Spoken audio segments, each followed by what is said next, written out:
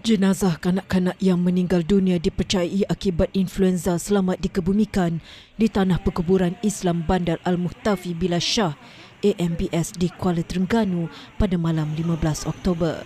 Ibunya Nurmala Muhammad Nur, 42 tahun berkata, jenazah Muhammad Amsyar Farhan Muhammad Nur, 11 tahun, dikebumikan kira-kira 9.30 malam selepas proses bedah siasat selesai dilakukan di Jabatan Perubatan Forensik Hospital Sultanah Nur Zahira.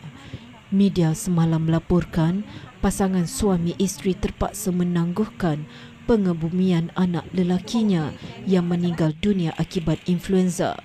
Muhammad Amsyar Farhan yang meninggal dunia kira-kira 1.30 pagi semalam dan sepatutnya dikebumikan jam 10 pagi. Bagaimanapun, pengebumian kanak-kanak itu terpaksa ditangguhkan selepas jenazah diarahkan ke Jabatan Perubatan Forensik Hospital Sultanah Nur Zahira untuk proses bedah siasat. Muhammad Amsyar Farhan yang juga murid tahun 5 Sekolah Kebangsaan SK Durian Mas dikatakan mengalami demam sebelum dibawa ke klinik swasta untuk rawatan kira-kira jam 12.30 tengah hari.